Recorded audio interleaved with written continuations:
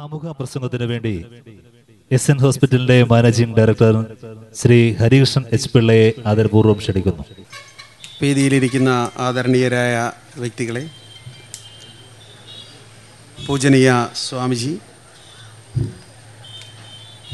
തിരക്കിനിടയിലും ഇവിടെ എത്തിയ അല്പസമയം ചെലവഴിക്കാൻ ഇത്രയും നാളത്തെ സേവനത്തിനൊരു അംഗീകാരമായി ഇവിടെ എത്തിയ മുഖ്യമന്ത്രി, ഞങ്ങളുടെ ക്ഷണം സ്വീകരിച്ച് ഇവിടെ എത്തിയിരിക്കുന്ന ജനങ്ങളെ, സഹോദരി സഹോദരന്മാരെ, എസ്.എൻ. നഴ്സിംഗ് ഹോം 1944 സ്ഥാപിച്ചതാണ്. Doctor SN. പിള്ളയാണ് എസ്.എൻ. ഹോസ്പിറ്റലിൻ്റെ സ്ഥാപകൻ. അദ്ദേഹം ഒരു ഡോക്ടറായി അദ്ദേഹത്തിൻ്റെ ജോലി ആരംഭിച്ച വ്യക്തിയല്ല. അദ്ദേഹം ഒരു അധ്യാപകനായിരുന്നു. അധ്യാപന എന്ന തൊഴിലിലൂടെയാണ് അദ്ദേഹത്തിൻ്റെ തൊഴിൽ ജീവിതം ആരംഭിച്ചത്. എന്നാൽ അദ്ദേഹത്തിൻ്റെ അമ്മാവൻ നെടുമ്പള്ളിൽ പത്മനാഭപിള്ള എന്ന് പറയുന്ന നെടുമ്പള്ളിൽ കുടുംബത്തിലെ ഒരു കാരണവർ, ഒരു നൈഷ്ഠിക ബ്രഹ്മചാരി ഉണ്ടായിരുന്നു. അദ്ദേഹം ഒരു ബാലചികിത്സകനായിരുന്നു. അങ്ങനെ ഒരു പാരമ്പര്യം ആ കുടുംബത്തുണ്ടായിരുന്നു. അപ്പം നെടുമ്പള്ളിൽ തറവാടിൻ്റെ പടിഞ്ഞാറേപ്പുറത്ത് അദ്ദേഹം ബാലചികിത്സ നടത്തിയിരുന്നു. ആ പടിഞ്ഞാറേപ്പുറത്തേക്ക് കൊണ്ടുവരുന്ന മാത്രയിൽ തന്നെ, അല്ലെങ്കിൽ കൊണ്ടുവരാം എന്ന്, കുട്ടിയെ, രോഗമുള്ളൊരു വ്യക്തിയെ അങ്ങോട്ട് കൊണ്ടുപോകാം എന്ന് പറയുമ്പോൾ തന്നെ രോഗം മാറുന്ന അത്രയൊരു സിദ്ധനായിരുന്നു. അദ്ദേഹത്തിന് ചെറുതിലെ അരച്ചു കൊടുത്തും അദ്ദേഹത്തിനെ അസിസ്റ്റൻ്റായിട്ടും നടന്നിട്ടും എൻ്റെ പിതാമഹനായ ഡോക്ടർ എസ്.എൻ. പിള്ളയ്ക്ക് വൈദ്യവൃത്തിയിലുണ്ടായ ഒരു അഭിനിവേശം, അദ്ദേഹത്തിൻ്റെ ഓഹരി വിറ്റ് അദ്ദേഹം സ്റ്റാൻലി മെഡിക്കൽ കോളേജിൽ LMPക്ക് ചേരുകയാണ് ഉണ്ടായത്. 1936 അവിടുന്ന് LMP പാസ്സായി വന്ന സംസ്ഥാന തിരുവിതാംകൂർ ഗവൺമെൻറ്റിൽ കോളറ നിവാരണ യജ്ഞത്തിൽ പങ്കെടുത്തു. അതിനുശേഷം 1944 അദ്ദേഹത്തിൻ്റെ സുഹൃത്തായ മൂക്കാച്ചേരിൽ എന്ന കുടുംബത്തിലെ, അദ്ദേഹത്തിൻ്റെ സുഹൃത്ത് മൂക്കാച്ചേരിൽ മത്തായിക്കുട്ടി എന്ന് പറയുന്ന ഒരു ആളുണ്ടായിരുന്നു. അദ്ദേഹത്തിൻ്റെ വീടിൻ്റെ ഒരു മുറിയിൽ പരിമിതമായ സാഹചര്യങ്ങൾ വെച്ച് തുടങ്ങിയ ഒരു ചെറിയ ആശുപത്രിയാണ് ഇന്ന് എസ്.എൻ. ഹോസ്പിറ്റലായി വളർന്നത്. തീർച്ചയായിട്ടും ആ വളർച്ച അത്ര വലുതല്ല. ഞാനങ്ങനെ പലരോടും പറഞ്ഞിട്ടുണ്ട്. ആ എസ്.എൻ. ഹോസ്പിറ്റൽ 75 വർഷത്തിന് അപ്പുറം ഒരുപാട് വളരേണ്ടിയിരുന്നു, ഒരു മെഡിക്കൽ കോളേജെങ്കിലും ആകേണ്ടിയിരുന്നു. വളർന്നിട്ടില്ല.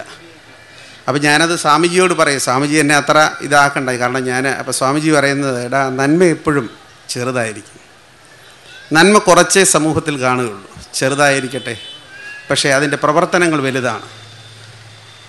അങ്ങനെ 44 അവിടുന്ന് തുടങ്ങിയതിന് ശേഷം ഈ കടപ്പുറയിലേക്ക് വന്ന് ഇവിടെ ചെറിയൊരു സ്ഥലം വാങ്ങിച്ച്, ഇത്രയും സ്ഥലമില്ലായിരുന്നു, 10 സെൻറ്റ് സ്ഥലമേ ഉള്ളായിരുന്നു. 10 സെൻറ്റ് സ്ഥലത്തിൽ ഒരു ചെറിയ മുറി വെച്ച് അറയ്ക്കൽ കേശവപിള്ളയെ പോലുള്ള മഹാന്മാർ അവിടെ കസേരകളും മേശകളും സംഭാവന ചെയ്ത് അതിൽ നിന്നാണ് അദ്ദേഹം എസ്.എൻ. നഴ്സിംഗ് ഹോം എന്ന സ്ഥാപനം തുടങ്ങുന്നത്. സാധാരണ മദ്രാസിൽ ഈ ബ്രിട്ടീഷ് ഗവൺമെൻറ് നടത്തുന്ന ഇതുപോലുള്ള കോഴ്സുകൾ പഠിക്കാൻ പോയവരൊക്കെയും യൂറോപ്യൻ ശീലങ്ങൾ ശീലിച്ച് ഇതുപോലുള്ള ഗ്രാമപ്രദേശത്തേക്ക് തിരിച്ചെത്തുന്ന വളരെ വിരളമായിരുന്നു. അദ്ദേഹത്തിന് തൻ്റെ നാടിനോടുള്ള പ്രതിബദ്ധത കൊണ്ടും ഇവിടുത്തെ ജനങ്ങളോടുള്ള സ്നേഹം കൊണ്ടുമാണ് അദ്ദേഹം തിരിച്ചിവിടെ എത്തിയത്. നിരണത്ത് നിന്ന് അന്ന് ചികിത്സയ്ക്ക് പോകണമെങ്കിൽ സാധാരണ രീതിയിൽ അത്യാഹിതരായിട്ടുള്ള ഒരു രോഗിയെ ഇവിടുന്ന് കൊണ്ടുപോകാൻ അസാധ്യമാണ്. ഇവിടുന്ന് പുളുക്കിയിലേക്ക് ചെന്ന് കഴിഞ്ഞാൽ പുളുക്കിയിൽ അവിടെ കടത്താണ്.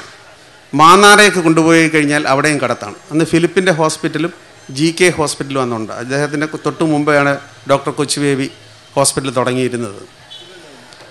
അപ്പോൾ അതുകൊണ്ട് തൻ്റെ ഗ്രാമത്തിലുള്ള ആളുകളെ ചികിത്സിക്കാനുള്ള തീരുമാനത്തിലെത്തുകയും അത് തുടരുകയാണ് ചെയ്തത്.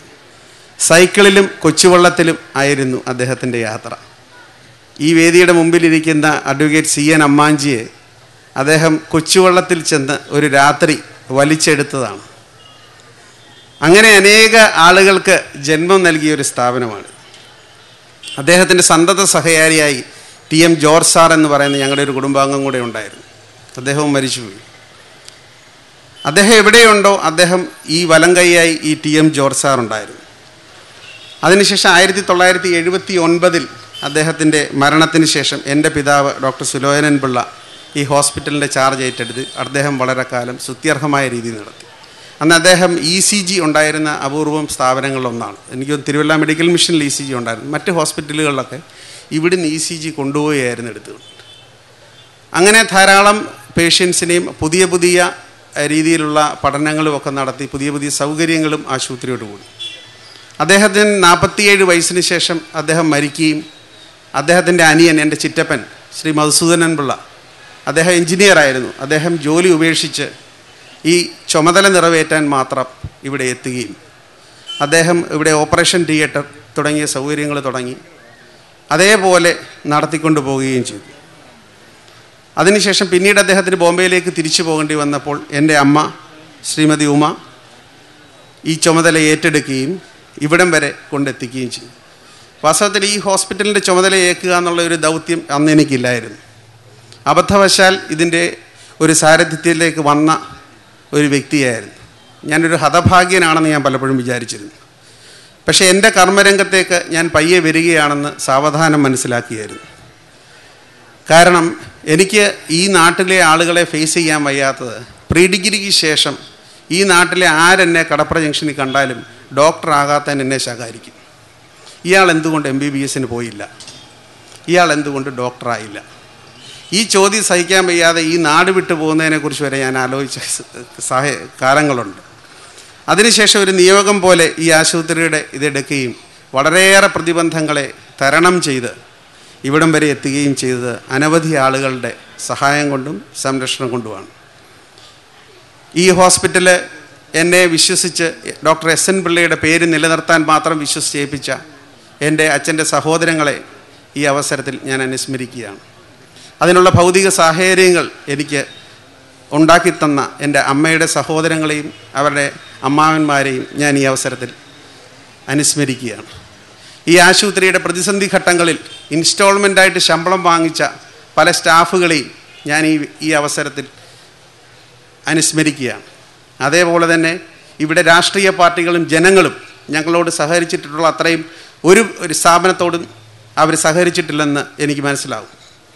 ഇവിടെ ഇന്ന് വരെ നിർബന്ധിതമായിട്ട് ഒരു രാഷ്ട്രീയ പാർട്ടികളും പിരിവ് നടത്തിയിട്ടില്ല. അപ്പോൾ ഇനിയും അങ്ങനെയൊക്കെ ആയിരിക്കണമെന്ന് ഒരഭ്യർത്ഥനയുണ്ട്.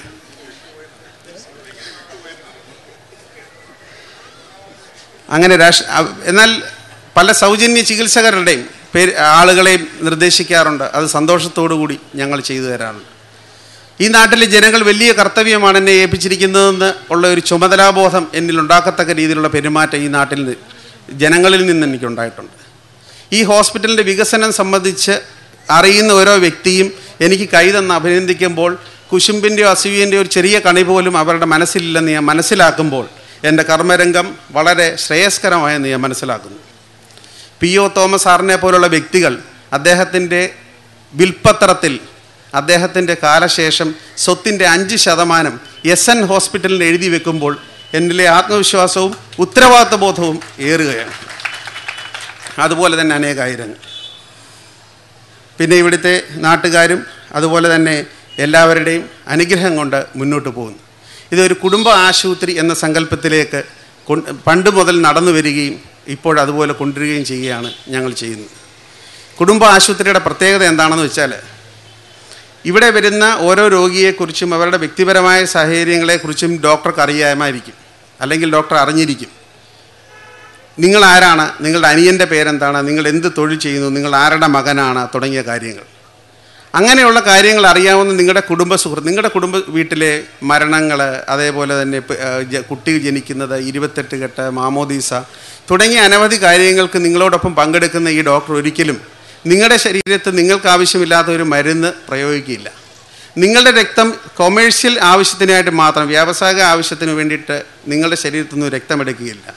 നിങ്ങളുടെ ശരീരത്തേക്ക് ആവശ്യമില്ലാതെ എക്സ്റേ രശ്മികൾ കടത്തിവിടുകയില്ല.